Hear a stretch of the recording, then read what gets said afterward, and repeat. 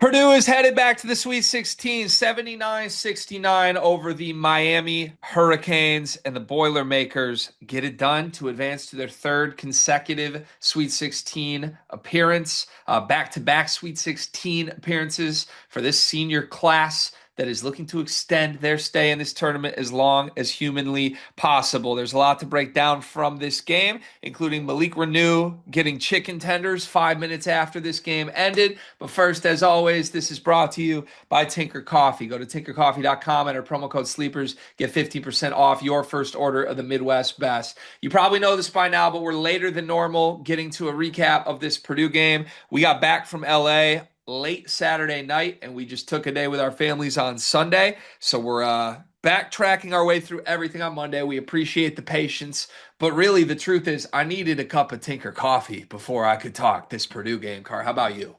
Yeah, as did I. Well, literally and figuratively, I went to go make another cup of coffee before we hopped on this, and it's the best in the Midwest. It is what it is. I say it every single time. I truly believe it. It's always in my cup. One of the great things about being back at home is that I am back reunited with my Tinker Coffee at home base. It's best in the Midwest. Like I said, use promo code SLEEPERS, get 15% off your first order. If you like it, which I think you will, then use promo code SLEEPERS once again, get 25% off, set up a recurring order, make sure it's always delivered to your doorstep. And also, a moment for the Tinker gear right now. Nice Tinker crew neck. Thank you to the good folks over Crazy. at Tinker for this. This thing's comfy. This might be a staple moving forward. This is great stuff. So I don't know if they have this available on their website or not. Get some merch while you're getting some coffee as well, because this is fire. Yeah, absolutely crazy. But go get you some, tinkercoffee.com. Okay, right to it. Car, what Purdue's been doing in this tournament offensively has been pretty absurd. And I think, we did expedited recaps while we were in LA late night, and we probably went 50 minutes shorter than we normally would have. So the opening round game against Queens, we sort of skated right over a 1.54 points per possession performance against Queens. Car, 1.2 points per possession against Miami. That's not Purdue's best ever, but it's pretty insane. And this offense has re-established itself as the number one offense in the country. There's a larger gap between them and Illinois than there is between like Illinois and the 17th best offense in the sport right now. They are in their own universe. They are on their own playing field in terms of elite offenses in the sport. And after so much of this season being about Purdue's defense and what's the plan, I think the reality was that this group was almost always going to go as far as their offense took them.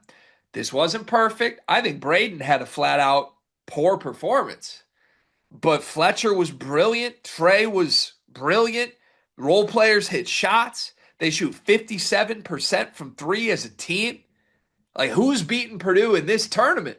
When Purdue shoots 57% from three, the offense is offensing at the right time. Yeah, look, and this is a game they were out rebounded in, which, typically isn't, the way that Purdue wants to approach things. But TKR and Clough were really good on the glass in this basketball game. I thought the difference in the glass was more so the guards and wings of Miami being really good at rebounding, a la Sheldon Henderson and things like that. But um, here's the thing. Coming into this game, Miami defensively, they're like, 30-ish best. Like, they're 30th best team in the country. They're also very much in that ranking because they're like 30 something in offense and 30 something defense. That's good enough for the 30th best team in the country. That's kind of what they are, right? They're one of the worst teams in the country at guarding the three-point line.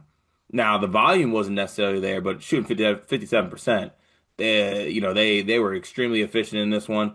21 of 22 from the free throw line as well. I mean, if it wasn't for, quite honestly, the Braden turnovers, they probably win this game by maybe even close to 20, I would say.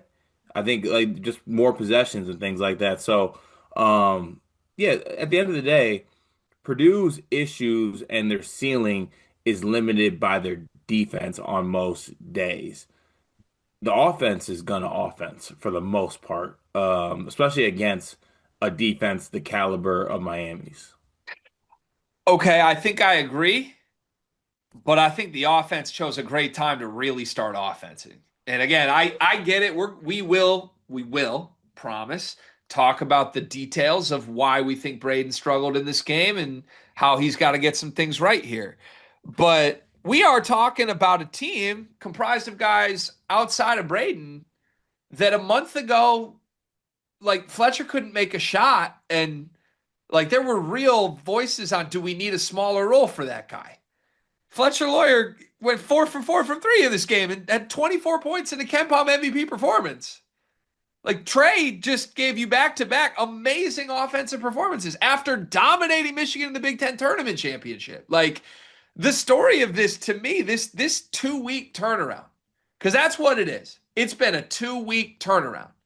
The story to me, when you go through these last 6 games, what has flipped from Purdue at the end of the regular season to Big Ten tournament champs to now going to a Sweet 16 is that Fletcher Lawyer and Trey Kaufman-Renn are going out swinging.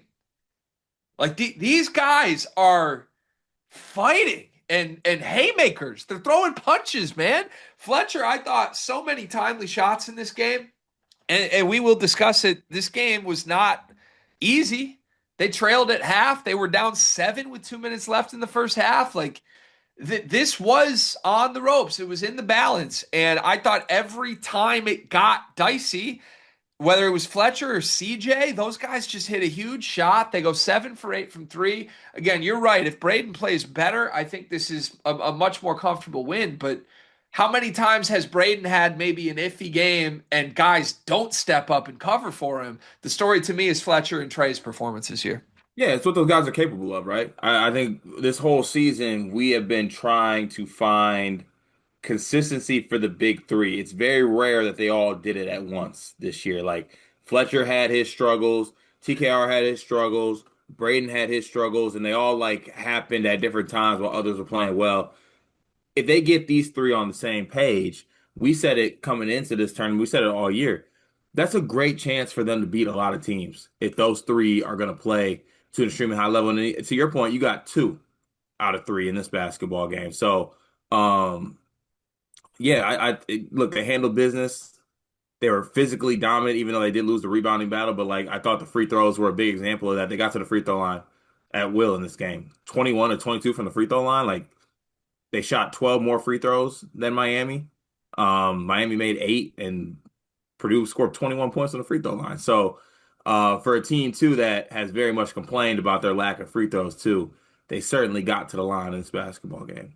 There was a toughness component to this game from Trey, I think from Fletcher to Oscar, who didn't stuff the stat sheet by any means, but physically the two starting bigs were very up for the fight against a pretty good Miami front court. Um, I just even a mental toughness component to like, okay, you're down 7, it's almost halftime. What do you got? Like I said, CJ hit, I think, 2 straight threes before half. He had that really tough late shot clock one. And then Fletcher, just timely shots. Like there is a level of just competitive response to this Purdue team. I can promise you this. However this season ends, whenever this season ends, if Purdue does not win a national championship, one thing that I will die on behalf of this group is they ain't going to give it to you. You're going to have to take it from them. And I think you even look at last year, it wasn't a great season. Houston took it from them. It took Houston with a clutch play from a team that ended up the national runner-up. Like that's the way Purdue's going to go out. Whenever they lose in this tournament, if they lose in this tournament, somebody's going to have to take it from them. Miami had chances to do that, and ultimately, I think just ran out of playmaking, ran out of shots. Trey Donaldson, 4 for 15 from the floor in this game. This was not a great shooting night from him at all. Renew 0 for 3 from 3 when he had a couple big late shot clock type situations. 16 points, 5 rebounds, but to me, I just am impressed with the poise. I'm impressed with really the plays that guys that aren't Braden Smith made for this Purdue team. They needed every bit of it. Where do we start on an individual standpoint? Probably Fletcher. Gotta be Fletch. Ken Palm MVP, 6 for 7 from the floor, 4 for 4 from 3, 24 points in 35 minutes. In a lot of ways, this was your Fletcher Lawyer at Fletcher Lawyer's finest game. He didn't rebound. He didn't play make. He didn't really do anything but hit his shots. but good Lord, the shots he hit were huge. I still stand on this. There's no player in the country for that role that you want more than Fletcher Lawyer in that role in games like this. And his shooting in the last month of the year has been unbelievable. Yeah, and you know what? You will sign up for random like 2 month stretch where Fletch can't shoot as long as he gives you this when it means the most. And that's what he's done too, by the way. Like, outside of the Big Ten quarterfinal game against Northwestern, where he was like 29% from three, he's only 2 for 7. He's since then you got 4 of 9, 4 for 10, 3 for 4, 4 for 8, 4 for 4. And that's all two mixed in there. Good performances from the field as well. He's he has he's playing like a guy who, like you said, is just throwing punches, throwing punches. He's playing like a guy that knows his next game could be his last, or the game he's in could be his last. Like he's gonna go out the way he wants to go out on his terms. And look, I think this team needs it. It don't like the I said it before. I said it before earlier in this. This team goes as these three go. And the thing about it is like when you have TKR's shot might be off, but he's now bringing the rebounding aspect of it. So like that helps you out. Braden's shot could be off, but he also does all the setting up everybody else, passing things like that. The unfortunate part of Fletcher's role is that it is so shot making dependent so that you need him to that's what you need him to do. You need him to space the floor and make shots. And that's what he's doing at a really, really high level right now. And not to say he hasn't done it at a high level throughout the year, but obviously we had that real rough stretch earlier in the season, but that seems to be a thing of the past right now. Yeah. So he had that 4 for 17 game against Nebraska in the overtime win. You remember that? Yep, While ago now, right? That was what, February 10th? something like that. So let's call it since Valentine's Day. They've played 12 games. 42 for 81 from three, 52%. There isn't a better shooter in the country. And now this is him at his peak. This is him at his peak. Right now, this is Fletcher Lawyer shooting the ball better than he has shot the ball ever in his career. Even I, as someone who sat here at the end of February, middle of February, and said the turnaround is coming, he always does this. I didn't expect this. I didn't expect 6 weeks of 52%. You're putting your hand up and saying Milan Momcilovic is better. Fair. We're playing semantics. Fine. Right now, open three. Nobody I want other than Fletcher Lawyer to take that shot. And he's earned that, I think, in the last 12 games of the season. It's a good pick. Give me Milan, but good If you pick. want. If you want. If we Because wanted to. that stretch you just talked about where he shot 52% for three in that stretch, Milan's done that all season. Milan's had small slumps too. But on the year, he's shooting 51%. I think he's on pace to be the highest ever. I mean, Carr, even just you talk about last 5 games, like since that Northwestern game, he's 19 for 35. That's 54%. That's not even that far advanced from what he did the month before this. Like, it's 52%, man. Yeah, it's 12 nice. game sample size. So um I applaud him. I applaud him. I think he's playing with confidence right now. I mean, what do you see other than literally just shots are going in now? Do you think anything is flipped for him mentally here? Yeah, I do think there's a level of confidence on the shots he's taking. I think when Fletch is in those slumps sometimes, he tends to pass up looks a little bit at certain points. So like maybe try to dribble and maybe get to the basket and draw a foul or something like that. And right now he's playing like a player with extreme confidence. Like if he has a shot, he's taking it. Like we're not one of the good things too about the this the shooting stretch that you talked about since then. Like he's getting attempts up. Like 9 attempts, 6 attempts, 9 attempts, 7 attempts, 9 attempts, 10 attempts. 4 against Michigan, but like even outside of that, 8 in the first round against Queens probably could have been higher in this basketball game. But I like the volume for him as well. He's not passing up 3 point looks. He needs to be able to take those and knock those down. Right. Right. Last six games for Milan Momcilovic, 25 for 58, 43%. What'd you say? Sorry. 43% for Milan last six games. 25. Last 6 games. Yeah. What about the whole year? 47%? 47, really? Oh no, 49 now. Sorry. Oh. Conference only 47. I Yeah. mean, look, we're arguing the first and second best shooter in the country right now. We are. Both nasty. But the second best shooter in the country is making them at a higher clip than the best shooter in the country right now. Just right now. Just saying. Just saying. Was there ever a You're doubt, Carl? ridiculous. You're ridiculous, Was dog. there ever a doubt? That's all like, That Fletcher would knock down shots? come on now. No, there was never a doubt that Fletcher would be the second best shooter in the country. Okay. Well, those I got receipts. I got a few more receipts, but when he hit his 4-3 of this game to like really propel Purdue to a lead for the first time in the game, I'm just envisioning all of the clips of like, Greg, when are you going to talk about how he needs to be benched? From the burners, the burnerverse. The burnerverse preyed on this man's downfall card. Mm-hmm. I won't forget. Right on everyone's. Us guys who Except TKR. us guys who only shoot got to stick together. Okay? I understand what it's like to be a shooter who doesn't bring anything else of value. Okay? I'm glad Fletcher's knocking down shots. He's making a lot of shots right now, man. Do you want to pivot to the aforementioned Trey Kaufman-Renn next? He was the second best player in this game by far. Yeah, he was. I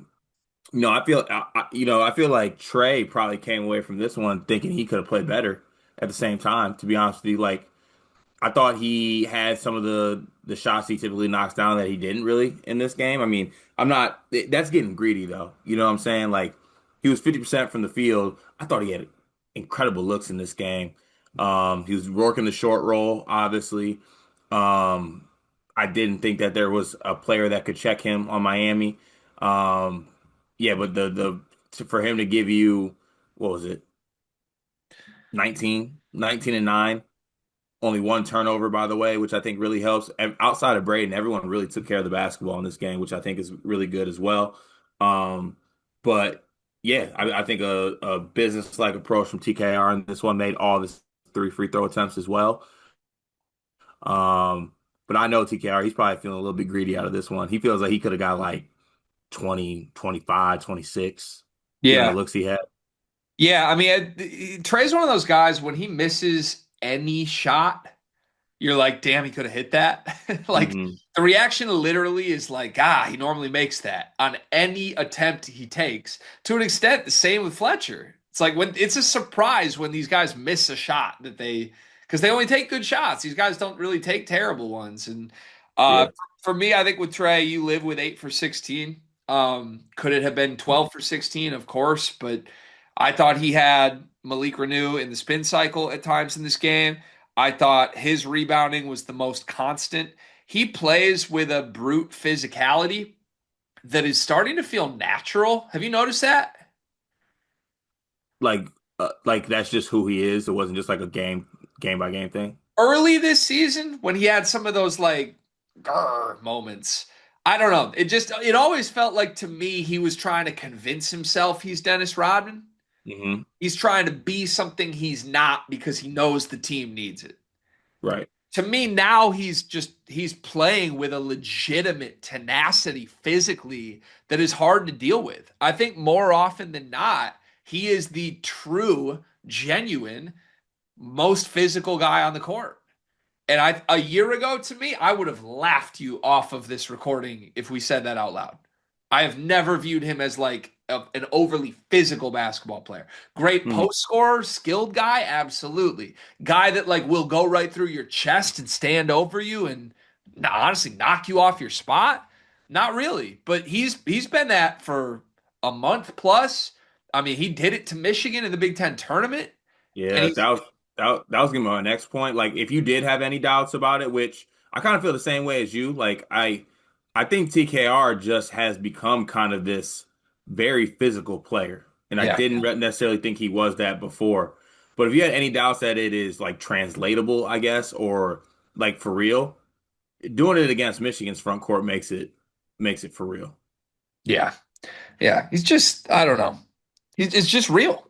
It's 100% real. and applaud him for it. I thought he was better than Renew.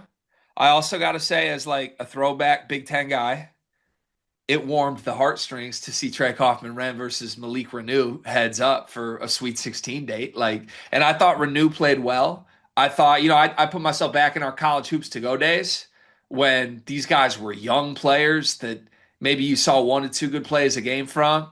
It's like these guys both became awesome basketball players whose careers were kind of connected with each other. I think to an extent their games have been similar throughout their careers. And I think Renew played his best basketball this season, went out with a proud effort, but Trey Kaufman-Renn was better. And I know we're going to talk about Braden's turnovers in just a moment. Malik Renew with 7 turnovers in this game. Yeah, Even though he was scoring, he was a net negative with 7 turnovers in the post. I thought Trey's defense was pretty phenomenal. yeah, I agree 100%. So yeah, no, I do think that it was a truly we talked coming into this one about those guys winning their matchups, right? Like I think you talked about it like you are better than him. Go show you're better than him. And I think that TKR did that in this basketball game. Yeah, I agree. All right, let's close the loop on the big three. Braden Smith third here. 12 points, 12 shots, 3 for 8 from 2 point range, 0 for 4 from 3. Did get to the free throw line, especially late with some clutch ones and iced the game. 6 for 6 there. 8 assists, 2 rebounds. 8 turnovers is something you just flat out never see from this player. Braden Smith has been the best passer in the country. He is the all-time record-setting playmaker. If you want to call him the best playmaking point guard ever, I think it's totally fair. But the best playmaking point guard ever was flipping that bitch in this game. He had 8 turnovers, and I've just not ever seen it from him in that way. Now, let's not act like this never happens because he's such a high volume playmaker. He does so much for this team that when he does get, in a bottle a little bit, he has had 5, 6 turnover nights. Usually those games are the games Purdue loses, quite frankly. Um, Never seen 8 though. I think that's literally a career high in turnovers for Braden. He had 8 against McNeese last year in the tournament. Now, as Mhm. I'm scrolling through game logs, but outside Yeah, of that, sorry not to cut you off. I wish I would have bookmarked the tweet. Three of his highest turnover games have occurred in the tournament in his career. The Fairleigh Dickinson game, yeah, the McNeese game, and this one. yeah. And I So think for me, the Fairleigh Dickinson one shouldn't really track with whatever conversation you want to have about this. yeah, because it's completely different Braden. And completely different Purdue team. Yeah. 18-year-old kid, first tournament appearance with Zach Edey is a whole different thing than NCAA's leading assist holder on his own team. But it is a data point that he's had at least one sloppy performance in this tournament every year in it. Now I would say this. So last year it was 5 assists to 8 turnovers against McNeese. What happened next game? Yes, McNeese. Was that who did they have next? Was that Houston? 15 assists to 3 turnovers against the Houston defense that blitzed him and he picked them apart. Now, Mhm. again, they lost the game. Houston was the better team, and Braden only had 7 points on 7 shots. But if you watch the film back on that game, he was damn near flawless playmaking, getting guys wide open shots every single possession. So I have a hard time. I think I said this to you on the full episode. Great players have a bad game. You obviously don't want it to happen now, and it defines your legacy. If you have a bad game in the NCAA tournament, Lord knows that's how you end up getting remembered. They won this game, so I think I'm ready to just shrug it off. But I do think there are some fair questions being asked about why does it seem like these games have been happening in the tournament? Do you have any thoughts? No, for me, it's simple as like I don't know. I feel like when you have great point guards, right? And point guards that are able to control the game and also like can have games where they just take like Braden can just take care of the basketball, right? He's a high usage guy. I understand turnovers happen, but like just take care of the basketball. I don't mean to like make it simple, but it is really simple to me. Like this is as simple as, hey Braden, just take better care of the ball. Like it's a something you bring up like afterwards or before, like, hey, we won the game. Braden, you gotta take better care of the basketball. It's really that simple. That's all that really matters to it. And it's not something that I think is just consistently an issue where he's just gonna turn the ball over massively, and it affect like the outcome of the basketball game. Not like it could, but if you're worried about that, then I don't know. I feel like there's other things that you should worry about. Yeah, I would bundle it up the same way that we had the Fletcher conversation 6 weeks ago. Like I think at the time my exact words to you were he's got to make shots. If you lose in the NCAA tournament because Fletcher Lawyer can't make shots, you will live with that. Right? Like Braden needs to take care of the basketball. If you lose in the NCAA tournament because the best playmaking point guard ever can't, I think you live with that. Now, really out of character performance for sure, just in terms of like what these turnovers looked like. And I think we talked about it a little bit in the preview. Miami's not a great turnover forcing defense. They're also not terrible at it. They're like 89th in the country. Yeah, the one if I had to play devil's advocate here and do like the flip side correlation thing, it's a team of athletes. It's a team of Yeah. athletes. Yeah. Yeah. I think these were a lot more self-induced than Miami-induced, which to some people I think makes you feel worse. To me, it makes me feel better because I'm like, Braden just needs to clean it up. He will. Yeah. Do you agree with that, or do you think it was Miami forced these, or do you think it was more just a sloppy game? I think it was a mix of both as I watched it. Okay. The one the thing is like there were turnovers in this one that like one or two that I'm just like, he's dribbling off his foot. Yeah. Like Braden doesn't do that. You know what I'm saying? It was like that Northwestern game where he brought it up and he's like dribbling off his foot. It's just like those are uncharacteristic. I just chalk it up as a one-off thing, but it's like a mix of both. It's not I'm not like diving into the here's what this is what these guys look like against high pressure athletes. I'm not diving into that narrative. I mean to your point last year against high pressure, one of the best pressure teams in the country, he did what he was able to do. Um, but yeah, I don't know. It's like I said, it's a player that takes care of the basketball. Yeah. And to my point on the live show, what are the steps we're laying out here? What are you asking for here? Braden has 8 turnovers. You want to have the ball less? Right. Good luck with that. Let me know how that goes. Right. Yep. I think it's weird. That's really my reaction. It's like, damn, that was a weird Braden game. Not worried about it at all. Don't think you're going to see any turnover issues from him really again.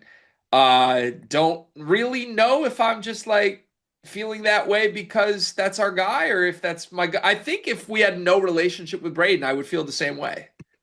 I really do. Like I don't have a relationship with Fletcher, and I'm like, damn, he's missing shots. That sucks. Make him. Like you can't when a guy who's this elite at this one area of the game struggles in that one area for one game. To me, you don't worry about it at all. You just get to the next game. You know. So Yeah, you that's don't worry. You don't worry about it. You damn. This is gonna go a lot like the Fletcher thing, isn't it? we I was can about. we I was can about. navigate that though. I was about to use it's. It is. He's not gonna do it again. Braden turning the ball over 8 times is unacceptable. Yeah, it's the same conversation we had. So it's just like I'm not. There's no changes that need to be made, but no one on the team should turn the ball over 8 times. Your point guard should not turn the ball over 8 times, no matter if it's induced by somebody else or self-induced, whatever it might be. And that's an obvious thing. That's just point. That's saying the sky is also blue. Um, but it's not like something we're just like, oh my God, sound the alarm. Braden's just gonna turn it over every single time, every single game, like moving forward. Yeah. Okay. Okay. I hear that. Can I give you My actual Braden concern? So Shooting, I do have a Braden concern. shooting. Yeah. But he just shot well last game. Yes. Can I give you a larger data set? Yeah. One, two, three, four, five, six, seven, 8 games now. Starting with that weird Northwestern game. He's 9 for 37 from three. We have an 8 game sample of 24% shooting from three. That's weird. Yeah. Now, this guy shot 40% from three in conference play as a freshman, 40% from three in conference play as a sophomore, 38% from three in conference play as a junior, and 40% from three in conference play as a senior. This guy's as consistent of a shooter as you can find. He may not be prolific the way Fletcher Lawyer is, but he is. He is. It's his identity. He is a 40% shooter. Part of what makes him great. It doesn't look right to me with the shot right now. That's the one thing I was gonna ask you. Doesn't it kind of look like guided in, pushy, hitchy? Yes. It looks like a guy that is trying to will the ball into the hoop. It's like he's shooting it like go in instead of just like catch, shoot, let it fly. Looks like a guy who's thinking about shooting. Yeah. And that's worse than guy just missing shots. And I don't think, when you compare it to Fletcher slumps, I don't think Fletcher ever looks like he's thinking about shooting. Yeah. He's just missing. He just misses. To me right now, and the ones Braden's getting right now, Car, I think they're open. I think they're usually like big momentum swing shots. Mhm. I can count on. I need like 3 or 4 hands for it. Even going back to the Big Ten tournament, how many times Braden's had like an open three that feels like a dagger? We're making a run, and they're just not going in right now. Now, again, he was 4 for 6 a game ago. He's 4 for 6 a game ago. He's gonna be fine. He's a great shooter. Keep telling yourself that. You gotta. But even man, we didn't text him after this game. We probably should have. We normally shoot a text over congratulating after games or just even checking in. And I think most of the times, like if he's ever upset with himself about a game, it's Mhm. always, damn, I left some out there with my shot. Always. This is a guy who thinks he should make every open shot.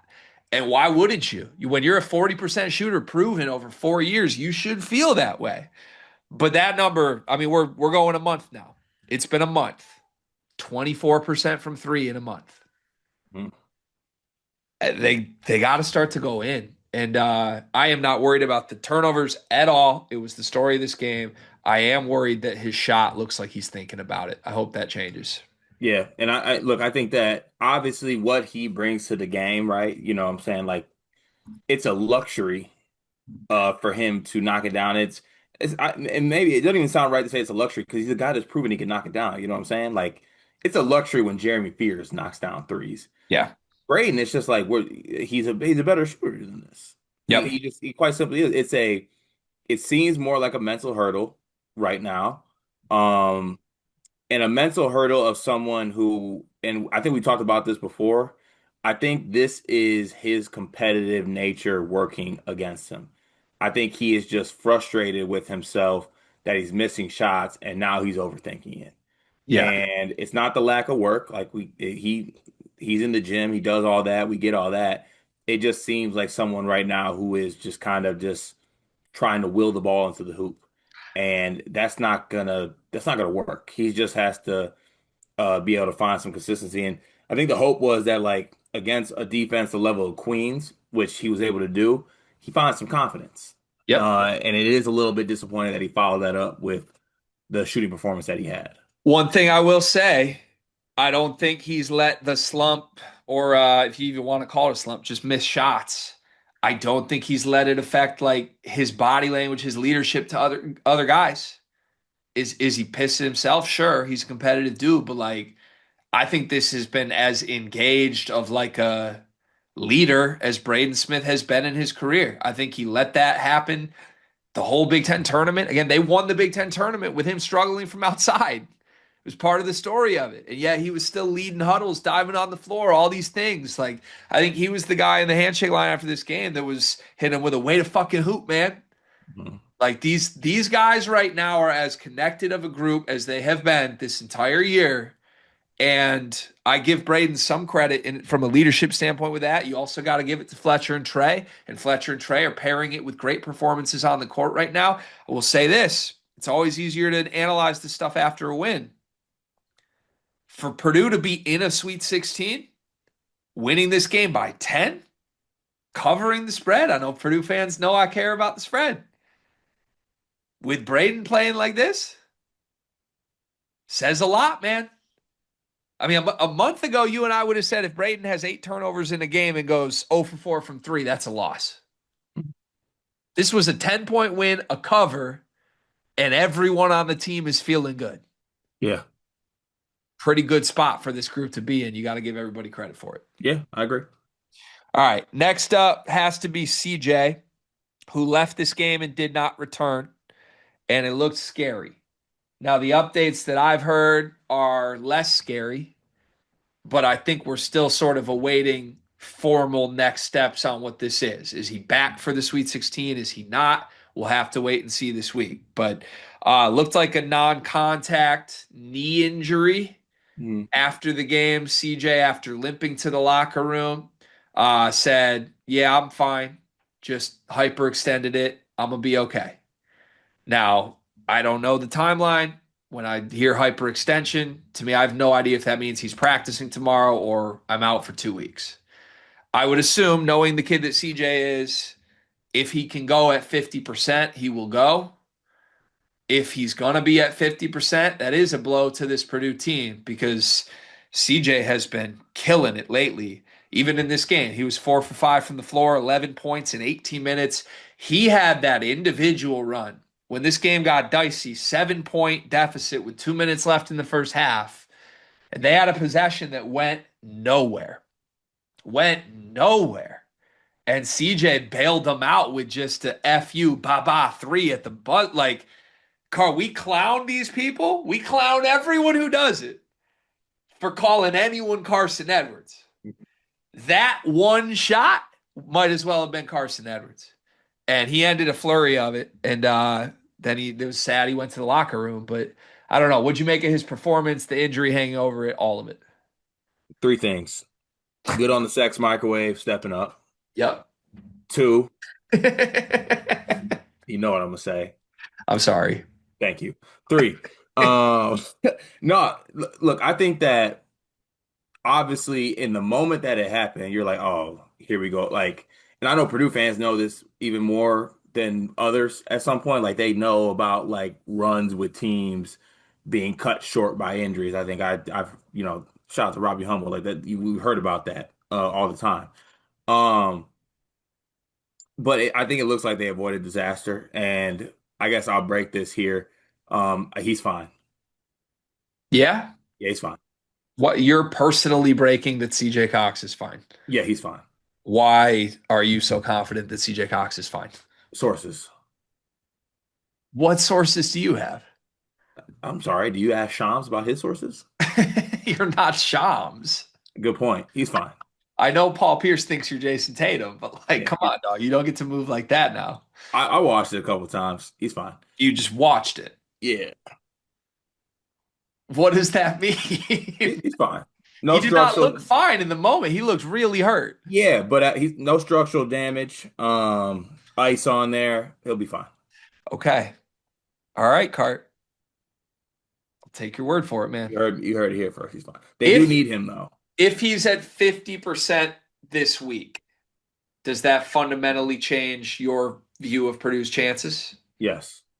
I would like 100% CJ Cox if they have to play Arizona. Yeah. I would like. If they have to play Darius Haycuff, I would like 100% CJ Cox. Who they got next? Cam Heidi.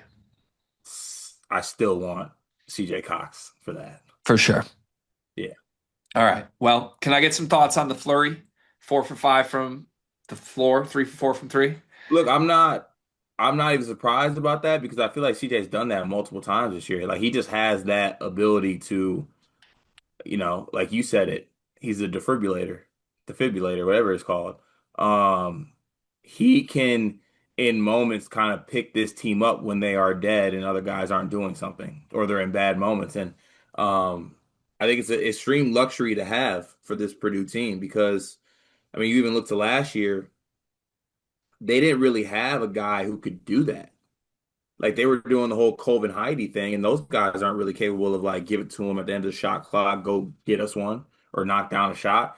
CJ Cox has proven to be that guy, and I think it's a big luxury to have. I think that's why you and I have been very adamant that like there shouldn't be a minute split. It should be CJ, CJ, CJ, and everyone else like gives him a break here and there. But like he is this team's starting two guard, and um, he's imperative to this team's success.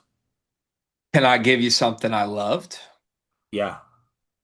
So he left with 2 minutes left in the first half, right? That's when it happened, basically. Yeah, Or like maybe 30 seconds left in the first half, something like that. Yeah, I think. I do have that right, right? It was right before yeah, halftime. right before halftime. Right before halftime. And he didn't return, right? Yep, Okay. Just want to make sure I had that right because this shocked me. You know how many minutes he played? 18. Played 18 minutes. CJ Cox played the entire first half. He had like 8 points in the final minute he was on the floor. Like he was, it's not like he was nuclear from the start. This was just, hey, guess what? You're playing the whole game, CJ. Yeah, And it's a real big bummer that when that was finally the role, that this is how it played out. I do want to give Jakari Harris some credit. I thought he stepped in really admirably and made a lot of winning plays in the second half when it would have been really easy for that to go the other way. We can talk on that in a moment. But just as a starting point, Cart, when CJ Cox's entire season has been built of games between 18 and 25 minutes, and for God knows what reason, he's being capped at 25 to keep everybody happy. Now we're at winning time. He was on pace to play 36 minutes in this game. They're going to have him on the floor as much as Braden. And then the injury happens and you feel for him. Get well, CJ. If he can get back to 100%, they're going to put him back in that role. And he has earned that role. And the future is bright. I like it. This might as well be CJ's team next year at this point. We'll see. But he's stepping up like a vet right now. He made crucial shots in this game where I think it was hanging in the balance. Braden wasn't playing well. You know, they were down. They were down. That could have been a 10-point deficit at half easily if CJ doesn't make a few of those shots. It was winning shit, man. It was championship role player shit from CJ Cox. And let's talk Jakari next because when you're fearing the worst, he ends up in the locker room. To me, I did have the thought, man, this could be it. CJ was that critical in the first half to the team's success. I'm like, you've seen what the bench has been doing. Are we going to Omer for 20 minutes? Is it gonna be Jack? Like, who's it gonna be? This bench has been flat out bad for a month. And I thought it was Jakari that gave them something. I think Omer and Jack really 22 very empty minutes. Jakari found a way in small ways, and I thought defensively in some loud ways. He was great defensively, 5 points, got to the free throw line, made two, hit a big three, only one rebound, one assist, but a block and two steals. And some of those defensive plays were, like I said, loud defensive plays and big moments. He was ready. This is a kid we have been all over negatively, really, for his entire career. But when Purdue needed him most, he stepped up as a really good quality role player. What'd you see? yeah. Look. I think that for the majority of this season, Jakari has just been a net negative. And to be honest with you, in this moment when he did have to be shoved into the spot, I'm like, we're about to get heavy Jakari minutes, and they're going to be bad. Like I thought they were going to be bad minutes. And look, it didn't do anything crazy. I'm not going to come on here and say like he just played great. But he did something positive. And I thought that, like to your point, I thought that, defensively he was really good in this game. He was able to knock down the shots that he took. There was only one shot, right? But largely, and this sounds bad coming off, but like largely this was a kid that came in and like the other team went on runs. Like that's what would happen. It was Jacobson and Jakari would come in, and the other team would start doing really, really well, and Jakari and Jacobson would be bad. For him to be kind of shoved into this spot and be able to give you something, I think it says a lot for, and you got to give credit to Jakari for doing so because that's not what he's been for most of this year. Yeah. Yeah. I was just impressed. Impressed with the poise. Impressed with look, we're asking whoever this shooting guard is any given night, we're asking them to just be a great role player. But only one of these guys has been a great role player. CJ. Jakari's come and gone. He's often been bad at that role. Omer has popped in and out and been good games offensively, usually real bad defensively. Jakari was just solid, and that's the biggest compliment I think we can give him. And man, I noticed it just because I'm me, and you and I view it very much through a pro CJ lens. But I think an unbiased watcher who didn't know better would not have noticed the difference between CJ Cox and Jakari Harris in the second half. And that's probably the biggest praise we can give to Jakari. Happy for that kid. Understand we've been vocally critical. We've been vocally critical of a lot of players in and out of Purdue. But even when we're vocally critical of guys, when they step up and deliver and earn things, we got to give them respect. And Jakari earned that tonight. Very influential minutes into this victory. Nothing else from the bench, I didn't think. Benter, barely noticeable. Omer missed two shots, and that was it. DJ got 2 minutes, and that's it in this game. Now, when he got those 2 minutes, did you notice them as quickly as I noticed them? No, why? Well, no one was in foul trouble. And Paint just decided to go DJ for like it was like it's DJ time. Little breather, little And 2 minute breather. he actually had one good play. He actually like affected a shot and the ball went out. But there were two plays before that that did not go well. Um, I just unless someone's in foul trouble, I don't think you can play him right now. He had a 2 trillion in 2 minutes. Yeah, and bigger picture wise, there. I mean, we'll leave that conversation for the off season. Yeah, we don't need to have that today. I Yeah, He'll get better still. He's invested, but we might be moving the goalposts from like Big Ten star to can you be a great sixth man one day? That might be where we're at. yeah, I would still vote yes to that question for what it's worth, but got a lot of developing that needs to be done. I was just surprised he played at all because I looked up, I'm like, oh, Clough must have three. It's like, nope, nope, nobody's in foul trouble right now, and we're trying DJ. I was intrigued by that. yeah. Just trying to maybe sneak a 2 minute rest there. If you're doing that, just play Benter. For me, that's you right now. You have an 8 man rotation, Mm, and DJ's nine. And if you got to go to nine, I think that should mean something real bad is happening. If it's just for funsies in the NCAA tournament, I think we know what's coming with that right now. right. We kind of skated by Clough. Do you have any Oscar Clough thoughts before we go to Miami? No, I look. I thought Clough was really good, really solid in his minutes in this basketball game. Um, the the guards of Miami weren't necessarily able to take advantage of Clough in the spots that people usually take advantage of him in. But I mean, in a very low usage game for him, like makes 3 out of his 4 shot attempts, 2 or 3 from the line, 8 and 7, 5 stocks in this game. Yeah, That's really good for Clough defensively. So, yeah, really good game from Clough. just a really active 32 minutes, and the most important part for me was the 32 minutes. Hmm. Really, if he can just stay on the floor, I think you feel so good about this front court. And he was able to do that in this game. He doesn't need to score 20. He doesn't even need to score 10, but he needs to rebound, rim protect, throw his body around, set the physical tone, free up TKR to have success. And he's been doing that consistently right now. Credit to him for it. Anything else on anything Purdue? Bench, starters, coaching staff, vibes, anything. Look, I think that they are in a great spot right now. With we talked about how the draw kind of played out, and I think that they have, taken care of business these first 2 games, and now have another chance to take care of business as well. While we're bringing that out, so but it's about taking care of business. There's teams that don't take care of business in the NCAA tournament, and Purdue has done that thus far. So Look, I think you got to feel good after all that happened. You turn, a run into a Big Ten tournament banner, and then you have another Sweet 16 under your belt, and now Yep. you have another opportunity in front of you as you have a Final Four that's taking place in Indy in Yep. front of you. Yep. So It's, yeah. it's gotten exactly where you wanted to be. I mean, you wanted to be right here. Hmm. And again, was it the way we thought this ride was going to go? No. But did you hang a banner? Yeah. We already got one. Are you still alive in the second weekend? Yeah. Are you an 8 point favorite in the Sweet 16? Yeah.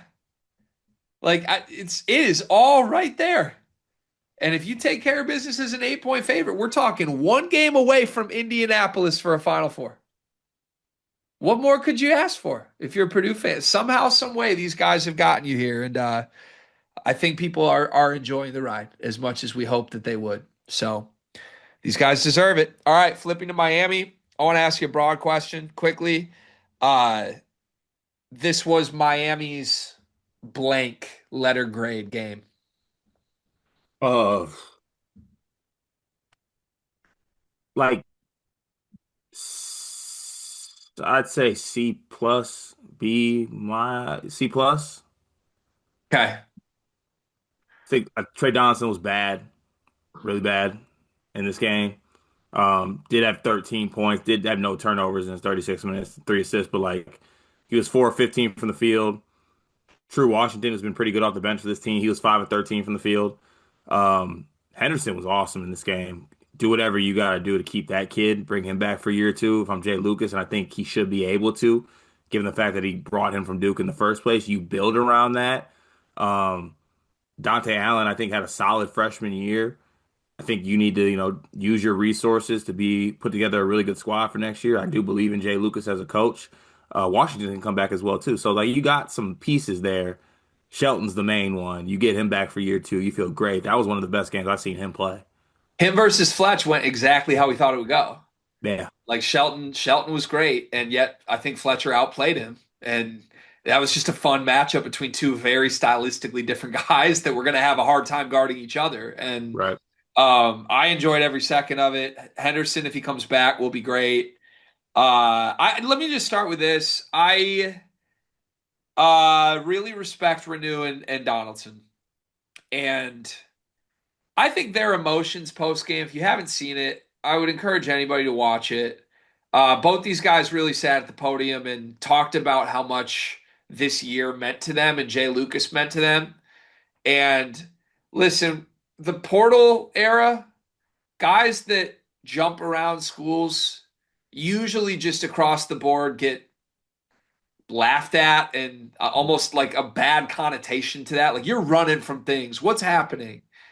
I think through no fault of their own, these guys were forced to maybe make some decisions they didn't want to. If Renew had his way, I think he would have played 4 years at Indiana and been Trace Jackson Davis. But he played for Mike Woodson. Hmm. Things went wrong, right? And I think you look at Trey Donaldson, you hear him talk. It's like I felt like nobody believed in me anymore. And you actually think Dusty May was like, yeah, we're going another direction. Like, what's a kid supposed to do? Hmm. And that's my program. That's my coach. I'm not saying I didn't like the decision, but I feel for that kid. I Hmm. absolutely feel for that kid. And I think this shows you the positive side of the portal. I think it really does. Like this can be a redemption arc story when there are good people that sort of find misfit toys and say, you know what, I'm going to restore self belief in you. Yeah. And I think you listen to these guys, man, they poured their heart and souls into this season. Renew and Donaldson became the best versions of themselves. They became option 1A and 1B on a good team when Hmm. nobody thought these guys could even start on good teams. Hmm. They were losers. That's how they were supposed to be remembered. And Donaldson was scapegoated for Michigan's failures at the end of last season, even though he gave us like 9 different good clutch plays. And for them, just on a personal level, to have a guy that said, you can do this and then be proven right, like, that's so awesome to me. So I have a Yeah. lot of respect and appreciation for it. Yeah, I double down on all that. I think it is one of the good things about it, and like two things for this. One, everything I just stated about the guys you can get back. Also, you have this under your belt. I like if I'm Jay Lucas, like this would be enticing to me if I am a player that maybe thinks I can go to another level and do things that I'm not being used right. Like you brought the same thing up. I think I even made a small like squint point about this on the preview. I was like, if you squint, like Jay Lucas can have a little bit of like dusty to him as far as like a reclamation project type of guy. And maybe Miami does that in the future. And this brings it full circle to me. I enjoyed everything about this post game press conference. I think it does mean something. I do think it is a good thing about the transfer portal that we can see. You tell me the difference between watching the end of this and watching the end of NC State season. Yeah. I ain't hear nothing about Will Wade saying anything good about his guys. I ain't heard none of his guys out there sad that they're done with NC State and that they enjoyed their life and their journey and thank you to Will Wade. It was throw players under the bus. I can't wait to get new guys. I hate everyone here, and the players feel the same. I hate you too. Yeah. While you got this is real, true, genuine love type stuff, and maybe that's because Miami had a great season, right? I get that. Like NC State underachieved, Miami didn't, but there is definitely a different connotation about how Jay Lucas approaches his teams and his players than other coaches, I would say. Well, to me, the lesson is that there's value in a lot of different approaches here. Mhm. Like every person's situation is different. Right, For the same reason that we should have respect for what Braden and Fletcher and Trey have done, choosing to battle and make sacrifices and do it together. I think you've got to respect what Malik and Trey have done just this year, sort of being cast aside through circumstances that were not their fault. right. Trey had two different coaches say, hey, this guy's not good enough. Malik didn't want to leave Indiana. His coach's incompetence basically forced his hand. And I'm happy for those guys, man. I think they were worthy of being a Sweet 16 team, quite frankly. I wouldn't have been surprised. But Trey's shots didn't go in to the level they needed in this game. Malik had a turnover issue. At the end of the day, the other harsh reality, they are Malik Renew and Trey Donaldson. And the reality is, if that is 1A, 1B, you're probably not beating Purdue. That's kind of how these guys got to this spot in the first place. And it was admirable effort for them to even be the faces of a team that had a lead on Purdue in this type of game. I thought was commendable. So credit to them. Can you kind of hit on this, but can I make the pitch? Miami as a program, can they just be like Duke's minor league system? Good. John Shire and Jay Lucas still love each other. Hmm. At Duke, this is not a Shire specific thing or a Coach K specific thing. Every year at Duke, they sign four guys. Two of them don't play, and they're still good players. They're just not good enough for Duke. Yeah. So like Darren Harris to Miami. Darren Harris to Miami. A year ago, TJ Power to Miami. Yeah. Like literally, just make it the feeder school where like Shire, if oh, you know what? I still really believe in you, but do you see we have Con Knipple right now? I'm gonna send you to Jay, and Jay's gonna take care of you. Yeah. Be awesome. Yeah. It would be. Do they got any good recruits come? Like they could get Caden Boozer, honestly. Yeah, truly, Caden could end up or if they go the other route and Caleb Foster, like I think that could work as a roster building thing. Truly, Yeah, sure. Could be. Oh, they got Gaskins coming in. I like this team next year. yeah, I like Jay Lucas a lot. Jay Lucas guy. I like that. I like Jay Lucas a lot. All right, that's it from me. Anything else? As much as I like them a lot, not Purdue. Yeah, not good enough. Yeah, it's not good enough. It happens. Not good enough. Door was slightly ajar. Fletcher, CJ, and Trey slammed it shut. When that door was ajar, were you ever for a second in doubt? When CJ got hurt, I was. Were you? Pre CJ injury, I felt fine. Mm, But yeah, when he went down, I'm like, you're adding up the nightmare scenario here. yeah, that's fair. Can we close with this? Yeah. Impromptu panic meter. Braden,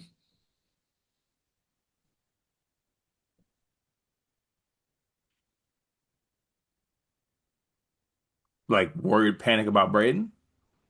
Yeah, I mean we do our panic meter segment where I ask Oh, you to give me a hypothetical. Give me a impromptu panic meter Braden Smith off an 8 turnover game in the round of 32. on a scale of 1 to 10? No, give me your hypothetical Carter Elliott scale. You got to give me a Nah. 1 to 10. okay. 10. 10? Yeah, Full panic. full panic. Why? You're welcome, Purdue fans. Enjoy Indy. Enjoy Indy. Can I go my answer then? Yeah. 0. Okay. Everybody calm down.